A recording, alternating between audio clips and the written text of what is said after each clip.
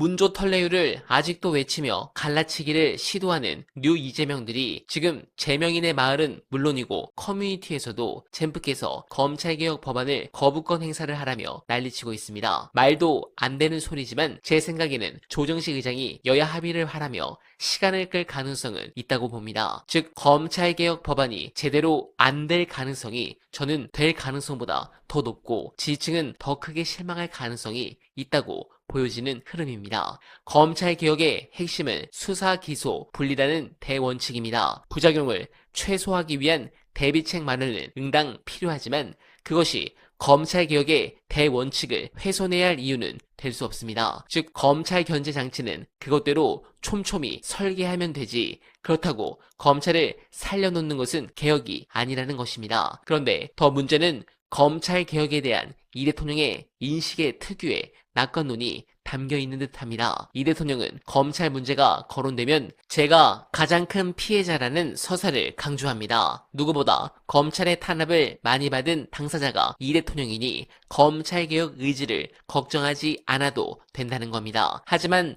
개인의 문제를 국가 제도와 시스템으로 확장하거나 치환하는 것은 오류를 범할 수 있습니다. 해당 부분 앞으로도 문제가 심각해질 수 있는데 저는 이 검찰개혁 제대로 안 하면 지지율이 떨어질 것이라 봅니다. 관련해 정부에서 지지율 반등의 카드로 차주부터 강하게 밀고 나간다는 개혁 관련 썰이 있는데 관련 영상 안내드리며 이만 인사드립니다. 이번 이 매일경제TV에 대한 금감원 특사경의 압수수색이 이재명식 언론개혁의 시작이라고 생각합니다. 지금까지 언론개혁하면은 뭐 KBS나 MBC의 사장을 어떻게 선임할 것이냐, 이사회를 어떻게 구성할 것이냐, 여기에 집중이 돼 있었죠. 그런데 MBC고 KBS고 사장이 바뀌면 뭐 특별한 큰 변화가 있습니까? 솔직히 거기서 거기 아니었어요. MBC는 요즘 많이 좀 좋아졌습니다만 KBS 사장이 바뀌어도 솔직히 말해서 민주정부에는 우호적이지 않았어요. KBS 사장, 그